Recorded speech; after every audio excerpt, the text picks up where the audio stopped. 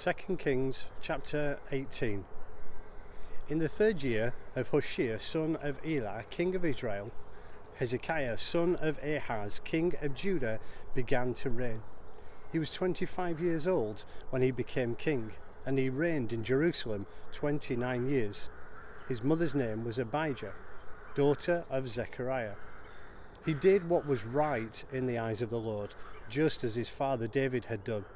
He removed the high places, smashed the sacred stones, and cut down the Asherah poles.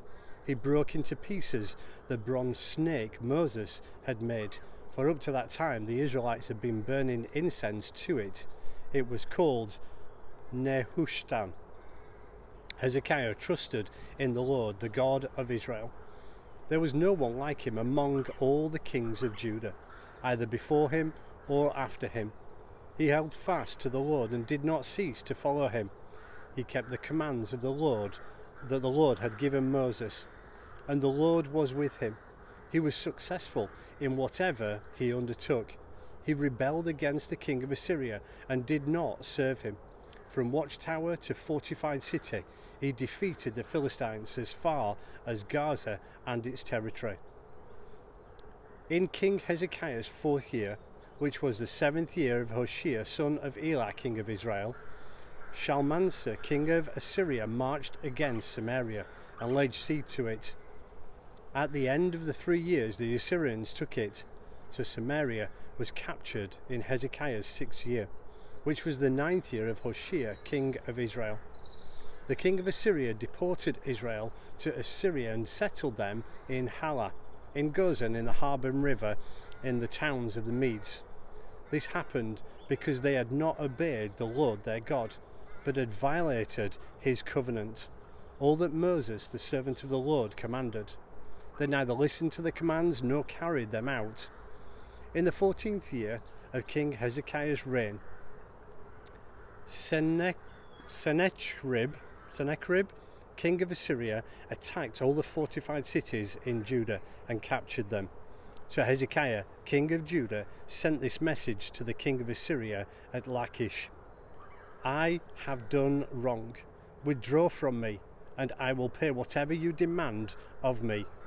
The king of Assyria exacted from Hezekiah, king of Judah, 300 talents of silver and 30 talents of gold. So Hezekiah gave him all the silver that was found in the temple of the Lord and the treasuries of the royal palace. At this time, Hezekiah, king of Judah, stripped off the gold with which he had covered the doors and doorposts of the temple of the Lord and gave it to the king of Assyria. The king of Assyria sent his supreme commander, his chief officer, and his field commander with a large army from Lachish to King Hezekiah at Jerusalem.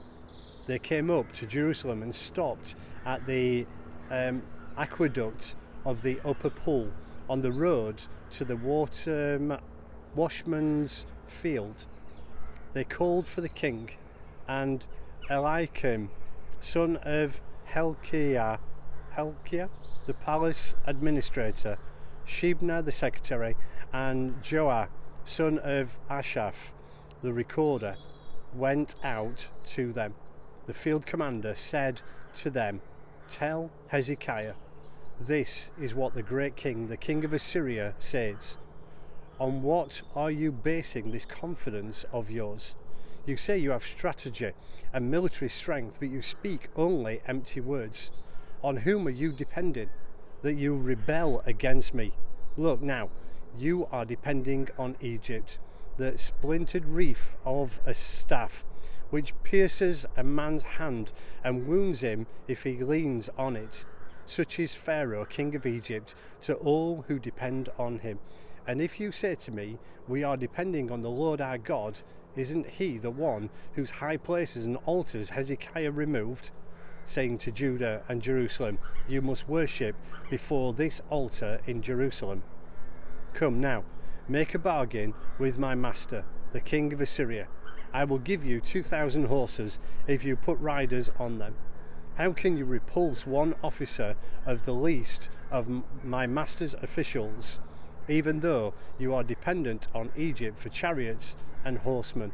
Furthermore, have I come to attack and destroy this place without word from the Lord? The Lord himself told me to march against this country and destroy it."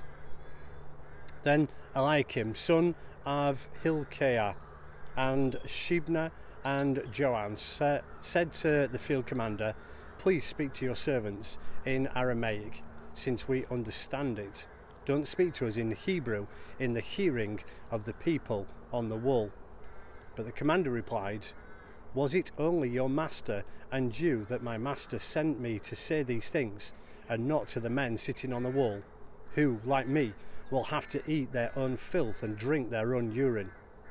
Then the commander stood and called out in Hebrew, "Hear the word of the great king, the king of Assyria. This is what the king says. Do not let Hezekiah deceive you. He cannot deliver you from my hand. Do not let Hezekiah persuade you to trust in the Lord when he says the Lord will surely deliver us. This city will not be given into the hand of the king of Assyria. Do not listen to Hezekiah. This is what the king of Assyria says. Make peace with me and come out to me. Then every one of you will eat from his own vine and fig tree and drink water from his own cistern, until I come and take you to a land like your own, a land of grain and new wine, a land of bread and vineyards, a land of olive trees and honey. Choose life and not death. Do not listen to Hezekiah, for he is misleading you when he says the Lord will deliver you. Has the God of any nation ever delivered his land from the hand of the king of Assyria? Where are the gods of Hamath and Arpad? Where are the gods of Sepharvaim, Hena and Evar? Have they rescued Samaria from my hand? Who of all the gods of these countries have been able to save his land from me? How then can the Lord deliver Jerusalem from my hand?"